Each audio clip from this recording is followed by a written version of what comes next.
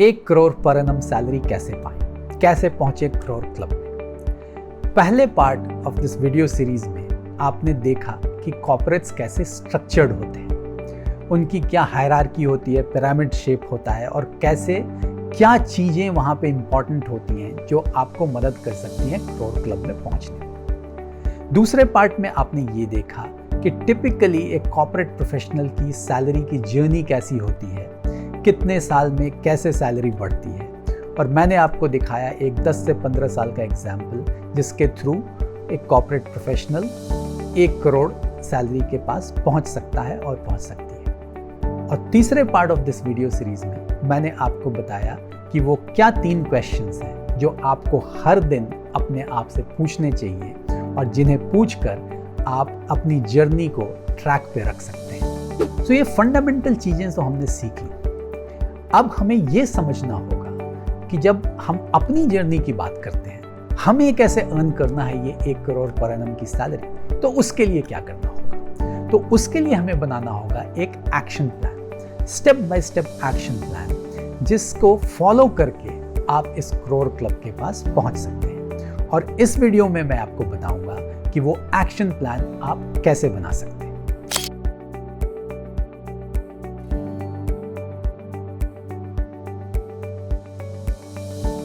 लेकिन इससे पहले कि मैं ये वीडियो शुरू करूं, अगर आपने मेरे चैनल को अभी तक सब्सक्राइब नहीं किया तो इसे ज़रूर सब्सक्राइब करें, फ्रेंड्स एंड फैमिली के साथ शेयर करें सो दैट हमारा ग्रुप, हमारी कम्युनिटी बढ़ सके और मैं ज़्यादा से ज़्यादा लोगों को हेल्प कर सकूं।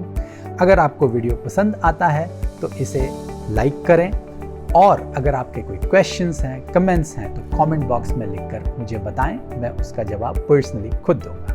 तो चलिए आते हैं अब इस 5 पॉइंट एक्शन प्लान पे, इस एक्शन प्लान को बनाते हैं। सो हमारा पहला एक्शन प्लान का पॉइंट क्या है? इसमें आपको अपने करंट ऑर्गेनाइजेशन को, उसकी हायरार्की को, उसके लेवल्स को मैप आउट करना है। इसमें आपको काफी मेहनत करनी पड़ेगी और इसके लिए अगर आपको हफ्ते 10 दिन का समय भी लगता है तो आप समय दीजिए, क्योंकि इसमें जो डेटा आपको मिलता है उसका सही होना बहुत ही आवश्यक है।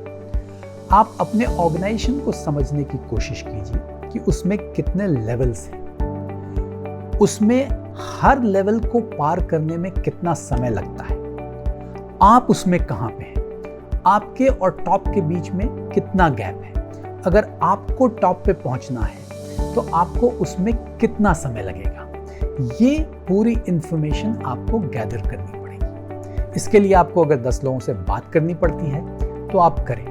अगर आपको HR वालों से आपकी मित्रता है, आपकी दोस्ती है, तो वहाँ से भी जितना इन्फॉर्मेशन आप निकाल सकते हैं निकालें। बट ये एक बहुत ही क्रिटिकल स्टेप है डिफाइन करने के लिए कि आपका ऑर्गेनाइजेशन कैसे स्ट्रक्चर्ड है, आप कहाँ पे हैं और आपको कितना वक्त लगेगा टिपिकल वे में हर लेयर को क्रॉस करने में और टॉप पे पहुँचने में। एक बार आपने ये एक्सरसाइज कंप्लीट कर ली जहाँ आपने ऑर्गेनाइजेशन को मैप आउट कर लिया, तो दूसरे एक्शन पॉइंट में आपको समझना है कि आपकी कंपनी कहां पर जाकर इस स्ट्रक्चर में 1 करोड़ पर एनम की सैलरी देना शुरू करती है। हो सकता है ये सिर्फ टॉप में हो एक लेवल पे, या ये भी हो सकता है कि उसके 1-2 लेवल के नीचे भी हो।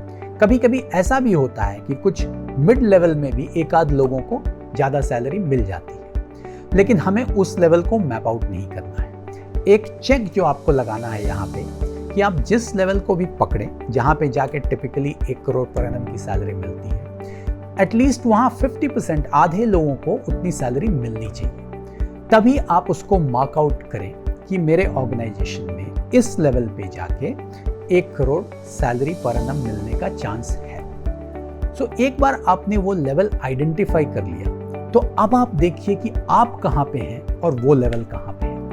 और चूंकि आपने पहले ये डेटा कलेक्ट कर लिया है कि हर लेवल को क्रॉस करने में कितना टाइम लगता है, तो अब आप रियलिस्टिकली एक टाइम फ्रेम डिफाइन कीजिए कि जहाँ पे आप हैं आज और जहाँ पे जाके 1 करोड़ सैलरी मिलती है, आपको कितना वक्त लगेगा वहाँ पे पहुँचने में। तीसरा पॉइंट एक्शन प्लान का, इसमें आपको अपने ऑर्गेनाइजेशन के की डिसीजन मेकर्स को डिफाइन करना है, स्टार्टिंग विथ योर बॉस और उसके बाद उसके ऊपर जाना है। कोई भी सबऑर्डिनेट या पीयर्स को इंक्लूड नहीं करना है। इसमें भी एक चेक ये है कि ये आप उन सारे लोगों को आइडेंटिफाई कीजिए जो आपकी सैलरी ग्रोथ में कोई ना कोई व्यू रखते हो या कहीं ना कहीं उसको इम्पैक्ट कर सकते हैं। आपके सैलरी ग्रोथ में, इंक्रीमेंट्स में, प्रमोशंस में, जॉब चेंज में, वैसे लोगों को मैप आउट कीजिए और कम से कम 10 लोगों को या ज़्यादा से ज़्यादा 25 लोगों को आप जरूर मैप आउट कीजिए। ये लिस्ट आपको बनानी पड़ेगी और एक बार जब आपने ये की इन्फ्लुएंसर और people who can impact your growth, जो आपकी सैलरी को इम्पैक्ट कर सकें, एक बार ये आपने लिस्ट बना ली तो वो सारे लोगों को आप 4 कैटेगरी में डिवाइड कीजिए। पहली कैटेगरी होगी उन लोगों की जो आपको जानते हैं, जो आपका काम भी जानते हैं, जो आपको अच्छी तरह समझते हैं, उनको एक तरफ रखिए। दूसरे ये लोग होंगे जो एटलीस्ट आपका नाम जानते हैं, आपके बारे में थोड़ी बहुत नॉलेज रखते हैं, तो उनको दूसरी कैटेगरी में डालिए। तीसरी कैटेगरी में वो लोग आएंगे जो एटलीस्ट आपको जानते हैं बट आपके बारे में हो सकता है कि वो पॉजिटिव व्यू नहीं रखें। हो सकता है पास्ट में कुछ ऐसा हुआ होगा जिसके कारण वो कुछ नेगेटिव व्यू आपके बारे में रखते हैं, या उनके पास ज़्यादा डेटा नहीं है जिनके कारण वो आपके लिए नेगेटिव व्यू रख सकते हैं। तो वो हुई तीसरी कैटेगरी। और चौथी कैटेगरी में वो लोग जाएंगे जो आपको बिल्कुल नहीं जानते हैं, उनको आप चौथी कैटेगरी में डालिए। सो इस तरह ये 4 कैटेगरी में आप की इन्फ्लुएंसर अपने ऑर्गेनाइजेशंस के उनको डाल के ये टास्क को कंप्लीट करें। आपने एक बार ये एक्सरसाइज कंप्लीट कर ली तो अब आप part 2 of this video series में जाइए, जहां मैंने आपको बताया था कि टिपिकली एक कॉर्पोरेट प्रोफेशनल की 15 साल की सैलरी की जर्नी कैसे होती है, कैसे सैलरी ग्रोथ होता है।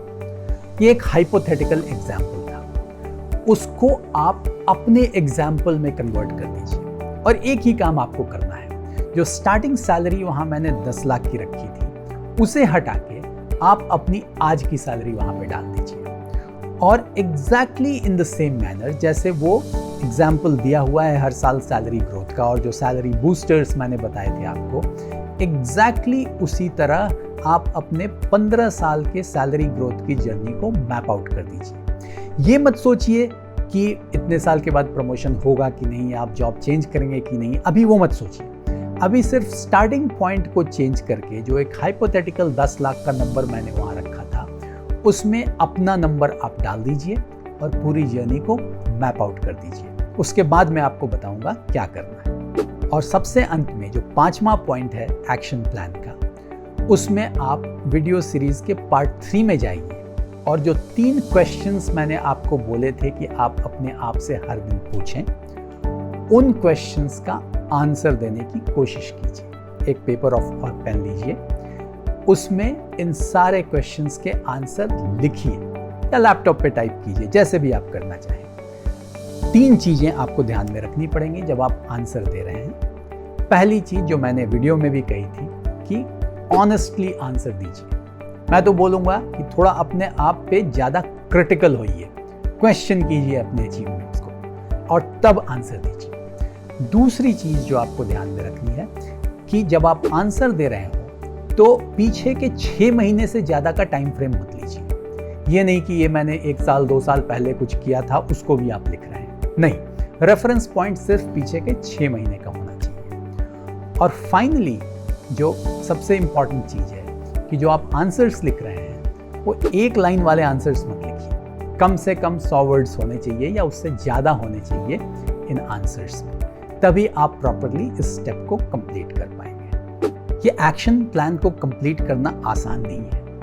मैंने कई बार देखा है कि लोग इसे कंप्लीट नहीं कर पाते हैं। और वो किस लिए कंप्लीट नहीं कर पाते हैं? क्योंकि वो बीच में अटक जाते हैं। वो उसमें सोचने लगते हैं कि ये करोड़ क्लब तो मुझसे इतना ज़्यादा दूर है, इतने लेयर्स, इतने लेवल्स मुझे क्रॉस करने हैं, इसमें इतना टाइम लग जाएगा, मेरी आज सैलरी कम है, मैं कैसे पहुंचूंगा यहाँ तक, मेरे पास ज़्यादा स्किल सेट्स नहीं है, क्या लिखूँ, कैसे आंसर लिखूँ, कौन बैठ के आंसर लिखता है। और ये सोचते सोचते वो इन 5 स्टेप्स को, 5 एक्शन प्लान के स्टेप्स को पूरा नहीं कर पाते।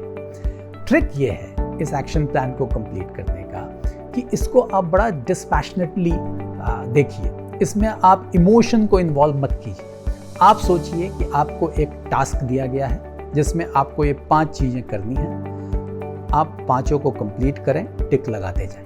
अपने आप को ज़्यादा इन्वॉल्व नहीं करें, एक्सेप्ट जो 5वां क्वेश्चन है उसके लिए आपको करना पड़ेगा, बट अदरवाइज इसको आप बहुत ही डिस्पैशनेटली करें, इमोशंस को मत लाएं, एक्सरसाइज की तरह कंप्लीट करें, लेकिन कंप्लीट ज़रूर करें, बिकॉज ये बहुत ही इम्पॉर्टेंट स्टेप है हमारी जर्नी का टुवर्ड्स 1 करोड़ सैलरी। और एक बार आपने ये 5 एक्शन पॉइंट के एजेंडा कंप्लीट कर लिए, तब मैं नेक्स्ट वीडियो में आपको बताऊंगा कि इनके साथ आपको करना क्या है, इन्हें इम्प्लीमेंट कैसे करना है। होप आपको ये वीडियो अच्छा लगा होगा, क्योंकि अब हम थ्योरी से प्रैक्टिकल के बेस पे आ रहे हैं। पहले हमने कॉन्सेप्ट समझे, बेसिक समझे, अब हम उसको इम्प्लीमेंट करने की कोशिश कर रहे हैं। आगे के सारे पार्ट्स जो होंगे वो एक्चुअल इम्प्लीमेंटेशन स्टेप होंगे, तो उन्हें मिस मत कीजिएगा। अगर आपको ये वीडियो पसंद आया तो इसे लाइक करें, फ्रेंड्स एंड फैमिली के साथ शेयर करें, और अगर आपके कोई क्वेश्चंस हैं तो कमेंट बॉक्स में लिखकर मुझे बताएं, मैं उनका आंसर दूंगा। तो मैं आपको मिलूंगा अब अगले पार्ट में इस वीडियो सीरीज़ के, जहां मैं आपको बताऊंगा कि एक्शन प्लान को कैसे इम्प्लीमेंट करना है। So I will see you there. Thank you very much.